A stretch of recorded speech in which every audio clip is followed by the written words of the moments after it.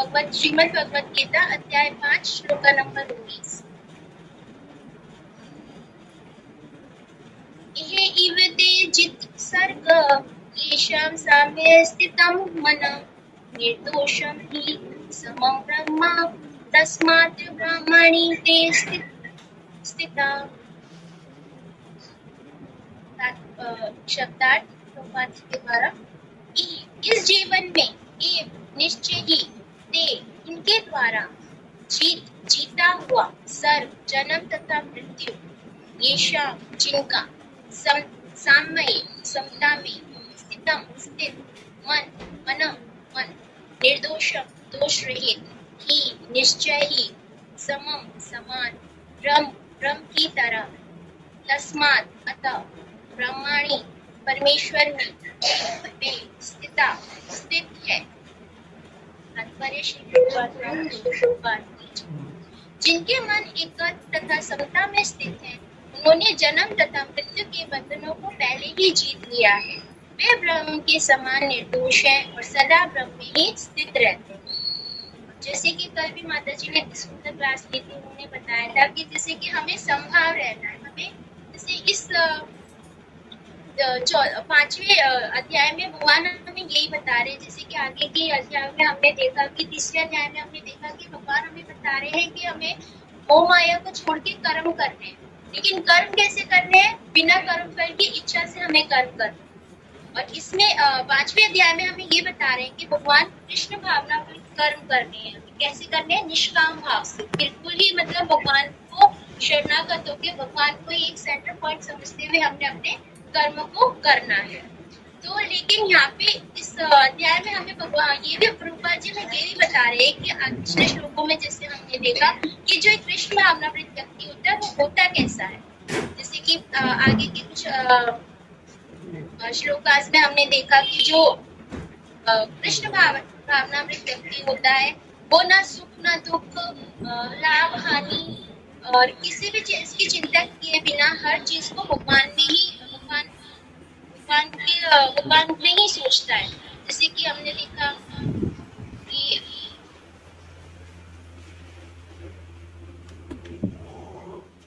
वो किसी भी द्वंद से मुक्त होता है, ना वो किसी लाभ हानि की चिंता करता है, ना सुख दुख की परवाह करता है, ना मान अपमान की चिंता करता है। वो हर द्वेष से मुक्त होता है, वो बस भगवान की शरणागत होता है।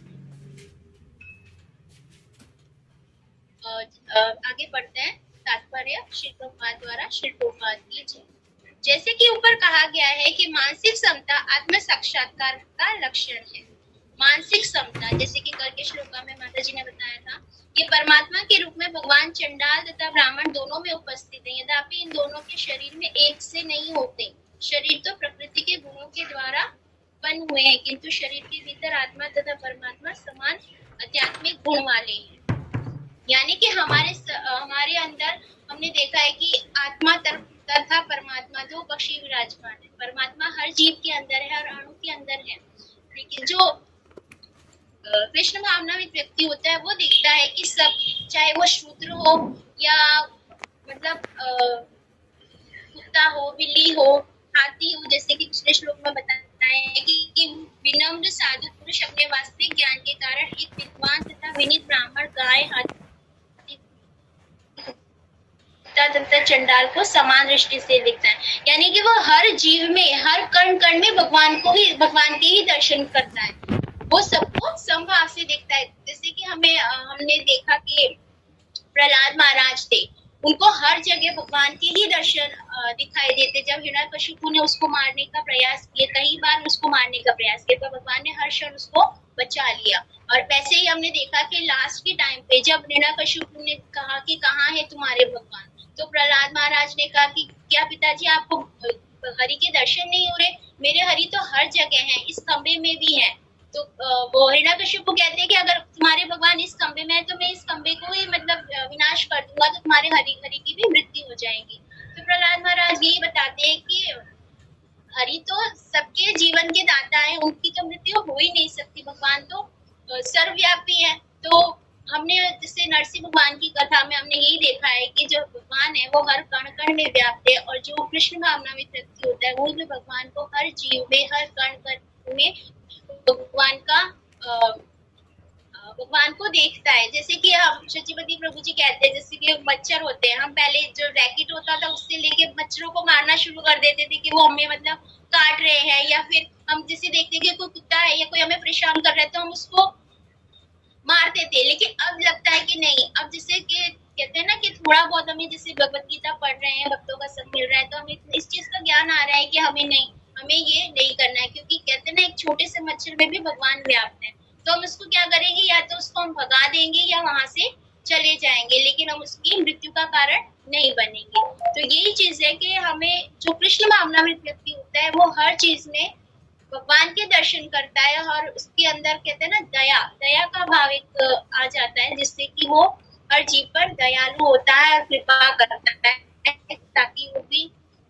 और ये भी हमने सुना है कि जैसे हम किसी पेड़ पौधे के पास अगर हम हरे कृष्ण महामंत्र का जप करते हैं तो भी उनको भी परम गति प्राप्त होती है। जैसे हम किसी जीव को देखते हैं तो भी हम उसके सामने अगर हरे कृष्ण महामंत्र का जप करते हैं तो भी उसको वो जिसे हमारे सुनता है तो उसको भी परम गति प्राप्त होती है। तो यही है, जो कृष्ण भावनामृत व्यक्ति होता है वो हर चीज में हर समय बस भगवान का ही स्मरण करता है, और हर जीव के लिए हर जीव के लिए उसके मन में के प्रति दया और करुणा का भाव होता है। जिन्होंने ऐसी अवस्था प्राप्त कर ली है उन्हें भौतिक बंधनों पर, विशेषता जन्म तथा मृत्यु पर विजय प्राप्त किए हुए मानना चाहिए। जैसे कि यहाँ पे बताया है कि जिन्होंने यह ऐसी अवस्था प्राप्त कर ली है उन्हें भौतिक बंधनों, यानी कि जैसे हम लोग कहते हैं ना कि कोई हम जैसे भौतिक बंधनों में फंसे हुए हैं, लाभ हानि के चक्कर में फंसे रहते हैं, अपने परिवारजनों के मोह में फंसे रहते हैं, या हमें कोई भी पीड़ा होती है, शारीरिक पीड़ा ही क्यों नहीं होती, तो भी हम भगवान को कई बार भेज देते हैं कि अरे भगवान मैं तो इतनी भक्ति करता हूँ फिर भी तुम मुझे क्यों इतना दुख दे रहे हो। लेकिन जो कृष्ण भावनामृत व्यक्ति होता है वो हर चीज में भगवान की कृपा को जानता है, वो इन भौतिक बंधनों से परे होता है, वो किसी चीज से आसक्त, अपने बच्चों से, अपने परिवारजनों से आसक्त नहीं होता, अपनी प्रिय वस्तुओं से, अपने घर परिवार से आसक्त नहीं होता, और वो हर चीज में जैसे अगर कोई उसके जीवन में सुख या दुख भी आता है तो उसको भगवान की कृपा ही मानता है। जैसे कि अगर हम कहें कि अगर हमें छोटी से छोटी चीज, जैसे हम रसोई में खाना बनाते हैं, हमारा हाथ भी जल जाता है तो हम ये सोचते हैं अरे कितनी बड़ा कुछ हो सकता था, उससे अच्छा जो थोड़ा सा हमारी उंगली जली है या हाथ जला है तो क्या पता, ये भी भगवान की कृपा ही है कि कुछ बड़ा हादसा होने से बदले हमारी छोटी सी उंगली जल के रह गई है। तो हर चीज में हम भगवान की कृपा को ही देखते हैं। तो यही है कि कृष्ण भावना भावित जो व्यक्ति होता है वो जन्म मृत्यु पर विजय प्राप्त किए हुए मानना चाहिए, यानी कि उसको अपनी मृत्यु का भी भय नहीं लगता, उसको ये लगता है कि मुझे जितना भी जीवन मिला है मैं उसको भगवान की सेवा में लगाऊं, भक्तों की सेवा में लगाऊं और भक्तों का संग करने में लगाऊं। जब तक मनुष्य शरीर को आत्मा स्वरूप मानता है वह बद्ध जीव माना जाता है, किंतु जो ही वह आत्म साक्षात्कार द्वारा समचित्ता की अवस्था को प्राप्त कर लेता है वह बद्ध जीवन से मुक्त हो जाता है। तो यहाँ पे यही बता रहे हैं कि जो आत्मा स्वरूप को, यानी खुद को शरीर नहीं आत्मा मान लेता है, यानी कि उसको पता है कि मृत्यु तो कभी होनी नहीं है, लेकिन जो हमें जीवन जीना है वो हमें अपने आत्मा का पोषण करते हुए जीना है। हमारा शरीर नाशवान है, कुछ भी शाश्वत नहीं है, ये शरीर भगवान का दिया हुआ है और भगवान ने उसे अपनी सेवा में लगाने के लिए हमें दिया है, जो कि अज्ञानता के कारण हम जीव समझ नहीं पाता। लेकिन जब उसको आत्म साक्षात्कार का ज्ञान हो जाता है तो वह समझ जाता है कि जीवेर स्वरूप नित्य कृष्ण दास, यानी कि वो भगवान का नित्य दास है और उसको भगवान की सेवा में भगवान की शरणागति लेकर, गुरु की शरणागति लेकर ही अपने जीवन का व्यापन करना है, तभी वो बद्ध जीवन से मुक्त हो जाता है। दूसरे शब्दों में उसे इस भौतिक जगत में जन्म नहीं लेना पड़ता, अपितु अपनी मृत्यु के बाद में आध्यात्मिक लोक हो जाता है। यही है जो भगवान को जान जाता है, जैसे कि दिव्य ज्ञान, जैसे कि चौथे अध्याय में भगवान ने बताया कि जो दिव्य ज्ञान है, जब जो तीन चीजें हमें दिव्य ज्ञान में समझाई गई हैं प्रभुपाद जी के द्वारा, क्या कहेंगे कि अर्जुन को भगवान के द्वारा जो चीजें समझाई गई कि वो कौन है, हम कौन है, भगवान कौन है और हमारा भगवान से संबंध क्या है। तो यही चीज है कि अगर जब हम इस चीज को समझ लेते हैं कि हम भगवान के नित्य दास हैं, हमारा जन्म क्यों हुआ है, क्योंकि हम लोग इतने मतलब इतने जन्मों से जो हमने पाप कर रखे हैं उनका फल भोगने के लिए हमें इस धराधाम पे भेजा गया है। लेकिन जो आखिरी कहते हैं ना कि आखिरी जो हमारा जो जन्म हुआ है वो मनुष्य योनि में हुआ है। और मनुष्य योनि में क्यों हुआ है? ताकि क्योंकि मनुष्य ही एक ऐसा जीव है जिसके अंदर विवेक बुद्धि होती है, यानी अच्छे और बुरे की समझ होती है। यानी कि अगर उसको ये ज्ञान हो जाए कि भगवान कौन है, मैं कौन हूँ और मेरा संबंध क्या है, जो दिव्य ज्ञान भगवान ने दिया है वो अगर हम समझ जाते हैं तो भगवान को निश्चित ही पा सकेंगे और दोबारा इस 84 लाख युगों में हमारा जन्म कभी भी नहीं होगा। जो कि यहाँ प्रभुपाद जी हमें समझा रहे हैं कि वो आध्यात्मिक लोक हो जाता है, वह यहाँ पे उसको जन्म नहीं लेना पड़ता। भगवान निर्दोष है क्योंकि वे आसक्ति अथवा घृणा से रहित है। भगवान तो यहाँ पे यही बता रहे हैं कि भगवान तो किसी में भेदभाव करते ही नहीं है। एज ए पेरेंट्स हम खुद देखते हैं कि क्या हम अपने बच्चों में भेदभाव करते हैं कि ये लड़का है तो नहीं इसको ज्यादा आजादी दो, ये लड़की है तो नहीं इसको बांध के रखो। ऐसा नहीं है। हम जो भी चीज खरीदते हैं, जो भी सुख एक को देते हैं वही हम दूसरे को देते हैं। ऐसे ही भगवान कहते हैं ना कि किसी में भेदभाव नहीं करते, चाहे वो उसका अच्छा बेटा हो या बुरा। यानी कि जो भौतिकता में फंसे हुए हैं उनके प्रति भी भगवान के मन में दया होती है, और जो आध्यात्मिक है उनकी तो क्या ही कहने। तो यही चीज है कि भगवान निर्दोष है क्योंकि वे आसक्ति तथा घृणा से रहित है। इसी प्रकार जब हम जैसे कि यहाँ पे 9.27 में भी भगवान ने यहाँ पे बताया है कि मैं ना तो किसी से द्वेष करता हूँ ना किसी के साथ पक्षपात करता हूँ, मैं सबों के लिए संभाव हूँ, किंतु जो भी भक्ति पूर्वक मेरी सेवा करता है वे मेरा मित्र है, मुझ में स्थित रहता है और मैं भी उसका मित्र। तो यहाँ पे भगवान यही कह रहे हैं कि जो मेरे पास आता है, जैसे कि हमने एक लड्डू गोपाल की स्टोरी भी सुनी थी कि भगवान हाथ में लड्डू लेके क्यों बैठे हैं। भगवान लड्डू लेके इसलिए बैठे हैं कि मैं मतलब हमें पुकार रहे हैं कि मैं तुम्हें लड्डू दे रहा हूँ तो मेरे पास आओ तो सही, फिर तुम्हारा जीवन धन्य हो जाएगा। मतलब तुम्हारी कहते हैं ना 84 लाख योनियों के बंधनों से तो छूट जाओगे। लेकिन जीव इतना मंद बुद्धि है कि उसको इतनी समझ नहीं है कि हमारे लिए क्या अच्छा है और क्या बुरा।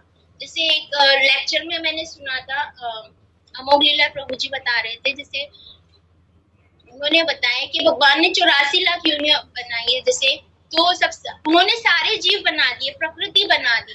तब उन्होंने सोचा कि जो भी जीव मैंने बनाए हैं, जड़ अचल मतलब जो भी चीजें, पेड़ पौधे कीड़े मकोड़े, जो भी जीव मैंने बनाए हैं उसमें लेकिन इतनी बुद्धि तो नहीं है कि वो मेरे पास आ सके। तो मैं ऐसा क्या करूं कि उनको बोध हो कि वो मेरे पास आए, मतलब उनको जीवन का ज्ञान। तब भगवान ने मनुष्य योनि बनाई है।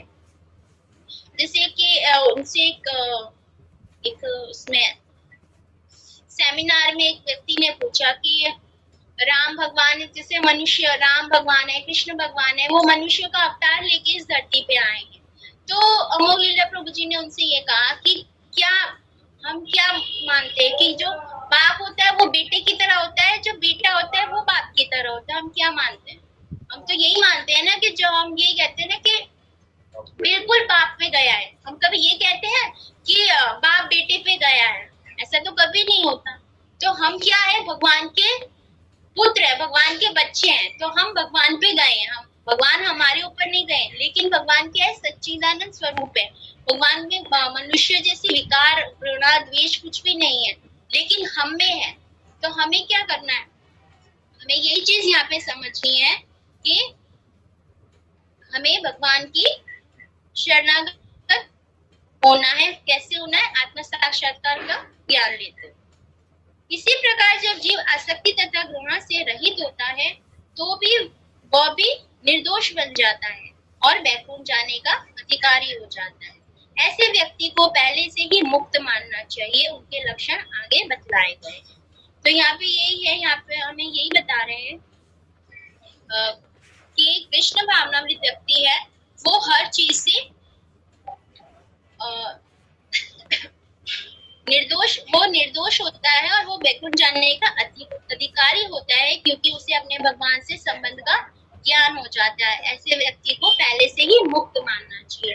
अब एग्जाम्पल्स हम देख सकते हैं कि जैसे नारद मुनि है या शुकदेव गोस्वामी है। शुकदेव गोस्वामी की हमने स्टोरी जैसे सुनी है कि जो व्यास देव है, जब वो घर से बाहर आना ही नहीं चाहते थे शुकदेव गोस्वामी, लेकिन जब व्यास देव है उनको भगवान के पास लेके जाते हैं तो भगवान उनको आश्वासन देते हैं कि मैं तुम्हें प्रॉमिस करता हूँ या मैं तुम्हें मतलब आश्वस्त करता हूँ कि तुम धरती पे आने के बाद भी तुम्हें माया के पास में तो नहीं फंसोगे, माया तुम्हें छू भी नहीं पाएगी। तब वो बाहर आते हैं, 16 वर्ष की आयु में वो इस धरती पर आते हैं, लेकिन वो आते ही क्या करते हैं, दौड़ने लग जाते हैं। तब व्यास देव उनके पीछे पीछे भागते हैं और वो जैसे हमने देखा भी है कि परीक्षित महाराज को भगवत गीता का ज्ञान देते हैं, यानी कि उनको हर चीज का ज्ञान पहले से ही था, क्योंकि वो पूरे भागवत भक्त थे या कहते हैं कृष्ण भावना प्रवृत्त थे।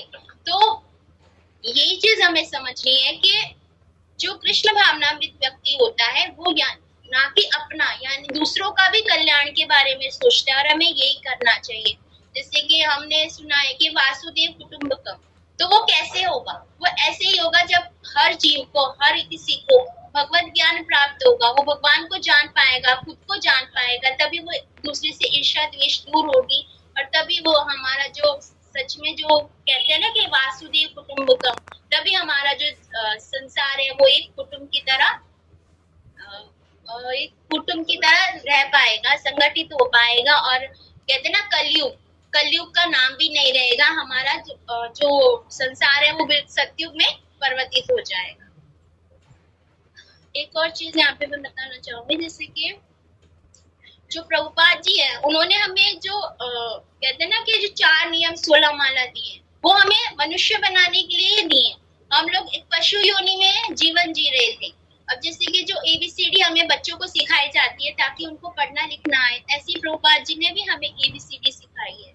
जो ए है वो इंडिकेट करता है एसोसिएशन के लिए, जो हमें क्या करना है, हमें भक्तों का संग करना है, गुरु का संग करना है, ताकि हम शुद्ध भक्त बन सके। बी इंडिकेट करता है बुक्स को। जब हम वेद पुराण पढ़ेंगे, शास्त्रों का अध्ययन करेंगे, तभी हमें समझ पाएगा कि भगवान हमसे क्या चाह रहे हैं, और भगवान हमें कैसे जीवन जीना है, हमें भगवान को कैसे जानना है और हमें खुद को जानना है। तभी हम वेदों के द्वारा ही, जैसे हम भगवत गीता समझ रहे हैं, भगवत गीता को मीमांसक वेद दर्शन भी कहा जाता है। यानी कि अगर हम कोई भी वेद उठा के देखें, चाहे वो भक्ति रसामृत सिंधु हो, भागवतम हो, तो हम उसमें ये देखते हैं कि हर उसमें श्लोका में या उसमें जो एग्जाम्पल दिए जाते हैं वो भगवत गीता के ही दिए जाते हैं कि भगवत गीता में ये लिखा है, भगवत गीता में वो लिखा है। यानी कि अगर हम भगवत गीता को ही अच्छी तरह समझ लेते हैं तो समझ लिया हमने सारे पुराण पढ़ लिए, क्योंकि भगवत गीता ही एक कहते हैं ना शॉर्ट फॉर्मूला है भगवान को समझने का, कि भगवान जो हमें ज्ञान देना चाह रहे हैं, अगर हम उसको समझ जाते हैं तो हम सारे वेदों के मर्म को समझ पाएंगे। और सी इंडिकेट करता है चैंटिंग को। चैंटिंग कैसे करनी है, हमें शुद्धता से और भगवान का ध्यान लगा के निरपराध रूप से। और डी इंडिकेट करता है डाइट को। डाइट क्या मतलब, आहार, जो हम खाना खाते हैं, कहते हैं ना जैसा अन्न वैसा मन। तो अगर हम खाना अगर शुद्ध खाएंगे, शुद्ध कैसे होगा, जैसे कि हमने पहले आगे के चैप्टर्स में भी पढ़ा था कि जो अनाज बोता है, जो काटता है, जो बेचता है, उसकी सबकी मनोवृत्ति उस अन्न में आ जाती है। लेकिन जब हम उसको भगवान को भोग लगा के पाते हैं तो वो पूर्णतः शुद्ध हो जाता है, और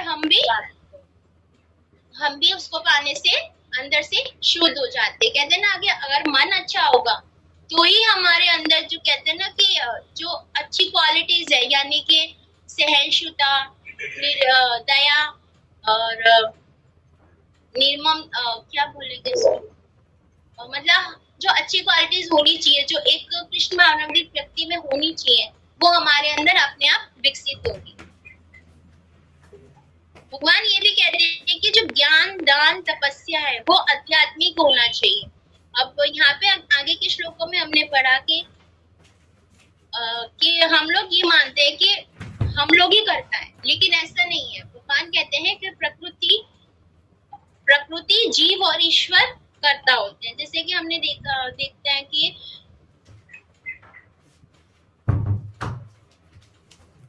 हम लोग जो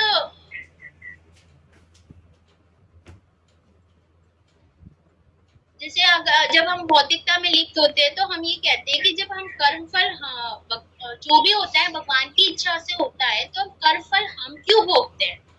हम क्यों कहते हैं कि तुमने पाप किया है तो अब तुम्हें ये सजा मिलेगी, तुम्हें नरक जाना पड़ेगा? लेकिन इसका उत्तर यही है कि जो भी कर्म करते हैं वो भगवान जीव की इच्छा से ही होते हैं, यानी कि जीव जैसी इच्छा। जैसे 14 नंबर के श्लोकों में हमने पढ़ा कि प्रकृति की गुण के अनुसार, यानी कि जैसी प्रकृति में जैसे गुण में हम लोग अपना जीवन यापन करते हैं, जैसे गुण में हम कर्म करते हैं, जैसे कि हमने पढ़ा सत्वगुण, रजोगुण, तमोगुण। जिस गुण में हम जैसे कार्य करते हैं वैसे ही हमारी मनोवृत्ति होती है। तो इसलिए जो जीव इच्छा करता है, प्रकृति उसके हिसाब से ही उसको फल देती है। तो इसलिए हमें, जैसे हमारे आचार्य हमें कहते हैं कि हमें तीनों गुणों से ऊपर उठना है। न प्रशेता प्रियं प्रायं न उदेजिता प्राय च अप्रियं स्थिर बुद्धि असमूढ़ ब्रह्मविद ब्राह्मणी स्थितम्। शब्दार्थ श्री प्रभुपाद के द्वारा। न कभी नहीं हर्षित होता है, प्रदेश तो हर्षित होता है, प्रियम प्रिय को, प्राय प्राय करके, न नहीं उदेजित विचलित होता है, प्राय प्राय करके, च भी अप्रियम अप्रिय को, स्थिर बुद्धि आत्मा बुद्धि कृष्ण चेतना, असमूढ़ मोह रहित संशय रहित, ब्रह्मविद ब्रह्म को जानने वाला, ब्राह्मणी ब्रह्म में स्थित। तात्पर्य श्री प्रभुपाद द्वारा। जो ना तो प्रिय वस्तु को पाकर हर्षित होता है और ना अप्रिय को पाकर विचलित होता है, जो स्थिर बुद्धि है, जो मोह रहित है और जो भगवत विद्या को जानने वाला है, वह पहले से ही ब्रह्म में स्थित रहता है। तात्पर्य श्री प्रभुपाद द्वारा। यहाँ पर स्वरूप से व्यक्ति के लक्षण दिए गए हैं। पहला लक्षण है कि वह उसमें शरीर और आत्म का तादात्म्य भ्रम नहीं रहता। जैसे कि हमने पिछले श्लोकों में भी और आगे के श्लोकों में भी पढ़ा, यहाँ पे यही बता रहे हैं कि जो कृष्ण भावना में व्यक्ति होता है वो अपने शरीर में और आत्मा में भ्रम में नहीं रहता, यानी कि वो खुद को शरीर ना मानते हुए अपने आप खुद को आत्मा मानता है, भगवान का नित्य दास मानता है। ये भली बात ही जानता है कि मैं शरीर नहीं हूँ, अभी तो भगवान का अंश हूँ। अतः कुछ प्राप्त होने पर न तो उसे प्रसन्नता होती है और न ही कुछ हानि होने का शोक होता है।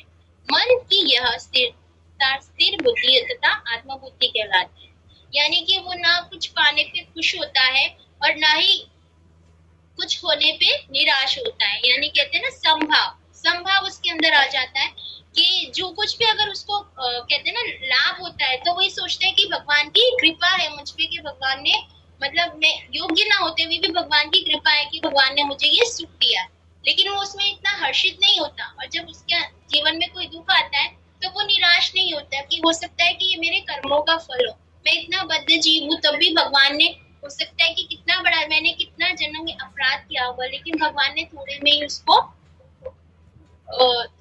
उसको टाल दिया, या कि भगवान की कृपा ही है मुझ पे कि भगवान ने थोड़े से दुख में ही मेरे जो कर्म फल मुझे भोगने थे उसको समाप्त कर दिया। जैसे कि हमने बहुत बार सुना है प्रभु जी के मुंह से कि जहाँ पे हमको सुई लगने की तलवार लगनी होती है, वहाँ पे हमें सुई की नोक चुप के रह जाती है, यानी कि ये भगवान की कृपा ही है। तो हमें हमेशा मतलब अब पता नहीं, लेकिन मुझे कई बार ऐसे फील होता है कि हम लोग हर पल हमारे ऊपर भगवान की कृपा रहती ही है। जैसे कि मैंने एक भक्ति आश्रय स्वामी महाराज का लेक्चर सुना था, उसमें उन्होंने कहा कि जो भारत में जन्म लेते हैं उनकी भक्ति 1 से शुरू नहीं होती, 51 से शुरू होती है, क्योंकि उनको एक बेनिफिट है कि जो 50% जो उनकी भक्ति है वो इस धराधाम पे, यानी कि जब भगवान ने अवतार लिया था वहां पे तो भगवान की, जैसे कहते हैं ना हम भगवान के अंश, पूरी दुनिया ही भगवान के अंश है। लेकिन महाराज उसमें बता रहे थे कि जो इंडिया में जन्म लेते हैं, भारत में जन्म लेते हैं, उनकी भक्ति हमेशा 51 से शुरू होती है, कभी भी 1 से शुरू नहीं होती। तो ये भी हमारे लिए एक प्लस पॉइंट है कि हम भारतवासी और भगवान की हम पे विशेष कृपा है। तो यही चीज है, यहाँ पे यही बता रहे हैं कि जो कृष्ण भावना में व्यक्ति होते हैं वो हर पल हर चीज में भगवान की कृपा मानते हैं। अतः समता वे ना तो स्थूल शरीर को आत्मा मानने की भूल करके मूर्खग्रस्त होता है और ना शरीर को स्थायी मानकर आत्मा के अस्तित्व को ठुकराता है। यानी कि वो स्थूल शरीर यानी खुद को शरीर मान के मोहग्रस्त नहीं होता कि यानी सब कुछ करता मैं हूँ, मैं ही परम भोक्ता हूँ। जैसे कि अज्ञानी वृत्ति या भौतिकता में लिप्त व्यक्ति को मानते हैं कि मैं ही परम भोक्ता हूँ, मैं ही करने वाला हूँ। भगवान कौन है? भगवान तो कुछ भी नहीं है। मैंने जैसे कर्म किया उसी का फल, अगर उसको कोई मुनाफा हो जाता है तो वो यही सोचता है कि तो मैंने किया था तो यही मुझे इसका परिणाम मिला, इसमें भगवान ने क्या किया। और लेकिन जो और ना वो शरीर को स्थायी मानकर आत्मा के अस्तित्व को ठुकराता है। यानी कि वो ये भी नहीं मानता कि जो शरीर है ये तुच्छ है, मैं तो आत्मा हूँ, मुझे तो बस कहते हैं ना कि भजन कीर्तन करना है या संन्यास ले लेना है, मुझे अपनी कोई रिस्पॉन्सिबिलिटी निभानी नहीं है। वो इस तरह भी नहीं सोचता। वो कहता है कि जिस भी योनि में जिस भी कहते हैं ना कि हमें जो भी हमारे ऊपर भगवान ने जिम्मेदारी दी है, जो हमें परिवार दिया है, जो हमें कर्म करने हैं, जो हमारे साथ जुड़े हुए हैं, जिनकी हमें सेवा करनी है, चाहे वो हमारे बच्चे हो, चाहे पति हो, चाहे माँ बाप हो, जो लोग हमसे जुड़े हुए हैं, हमें उनकी सेवा करनी है। और उनकी सेवा करते हुए, कर्म करते हुए, बिना फल की निष्काम भाव से हमें भगवान की ही सेवा करनी है, ताकि हम उन्हें भी अपने साथ भगवत धाम ले जा सके, उनको भी भगवान का ज्ञान दे सके, भगवान की शरणागत कर सके। इस ज्ञान के कारण वे परम सत्य अर्थात ब्रह्म, परमात्मा तथा भगवान के ज्ञान को भलीभांति जान लेता है। इस प्रकार वह अपने स्वरूप को जानता है और परब्रह्म से हर बात में तदात्कार होने का कभी यत्न नहीं करता। इसे ब्रह्म साक्षात्कार या आत्म साक्षात्कार कहते हैं। ऐसी स्थिर बुद्धि कृष्ण भावनामृत कहलाती है। तो यहाँ पे यही बता रहे हैं प्रभुपाद जी कि जो कृष्ण भावनामृत व्यक्ति होती है वो हर चीज में वो कभी भी खुद को परब्रह्म से हर बात में तत्कार होने का कभी यत्न नहीं करता। और इसे ब्रह्म साक्षात्कार या आत्म साक्षात्कार यानी कि जिसे भगवान का दिव्य ज्ञान प्राप्त हो गया हो, वो किसी भी चीज में तर्क वितर्क में ना पड़ते हुए बस भगवान की शरणागति में विश्वास रखता है और वो स्थिर बुद्धि रहता है, यानी कि हर चीज में भगवान की कृपा को देखता है। जैसे कि एक एग्जांपल याद आ रहा है कि एक जो साधु है वो एक डॉक्टर के पास जाता है। वो डॉक्टर बहुत ज्यादा कहते हैं ना नास्तिक या भौतिकवादी था। वो कहते हैं कि मैं अभी गुरु को बताऊंगा कि मेरी वजह से तुम ठीक हुए हो और मैं ही हूँ जो लोगों की जीवन मृत्यु मेरे हाथ में ही होती है, यानी कि भगवान कुछ भी नहीं होते। अगर मैं चाहूँ तो लोगों को मार सकता हूँ और मैं चाहूँ तो लोगों को जीवन दे सकता हूँ। तो वो जो गुरु महाराज है, जो साधु पुरुष है, वो डॉक्टर उनसे कहता है कि आप भी मेरे पास आए हो, आपने देखा कि मेरे हाथ में ये कि आपको ठीक करना है, मैं ही आपको जीवन दे सकता हूँ या मृत्यु दे सकता हूँ। तो जो साधु पुरुष है वो कहता है कि अच्छा आप ये बताओ क्या आपके हॉस्पिटल में कभी कोई डेथ हुई है? तो बोलता है कि हाँ मृत्यु तो हुई है, अभी इलाज करते हुए मृत्यु भी हो जाती है। तो बोले फिर तो आप एक खूनी हुए, एक मर्डरर हुए। बोले कैसे? बोले जब जीवन और मृत्यु आपके हाथ में थी तो आपने उसको बचाया क्यों नहीं? आप तो सबको जीवन दान दे सकते हो क्योंकि आप तो भगवान स्वरूप हो, डॉक्टर भगवान स्वरूप होता है, फिर आपने उसकी मृत्यु कैसे होने दी? तो मुझे तो पुलिस कंप्लेन करनी चाहिए, मुझे तो आपको जेल पहुंचा देना चाहिए, आपने कितनी मृत्यु की होगी। तब डॉक्टर को रियलाइज होता है कि हाँ ये सही बात है कि मेरे हाथ में कुछ भी नहीं है, जो भी है भगवान के हाथ में। हम तो जो अपना कार्य है, कर्म है, वो ही कर सकते हैं। देखिए जो सही में वास्तविकता में जो जीव के कर्मों में लिखा होता है वही होता है। तो डॉक्टर को अपनी गलती का एहसास हो जाता है और वो साधु के शरणागत हो जाते हैं कि मैं तो सोचा था कि ये कोई ऐसे पुरुष होंगे, लेकिन ये तो एक सिद्ध पुरुष है। तो ये चीज है कि जब हमें रियलाइज हो जाता है कि भगवान कौन है और हमारा उनसे रिलेशन क्या है, तभी हम पूर्णतः कृष्ण भावना प्रभावित हो जाते हैं और हम भगवान के साक्षात्कार कहते हैं ना कि दर्शन करने लायक तो अभी हम नहीं हुए, लेकिन हम भगवान को समझ सकते हैं। हर चीज में भगवान की कृपा को मानते हुए अपना जीवन व्यतीत करते हैं।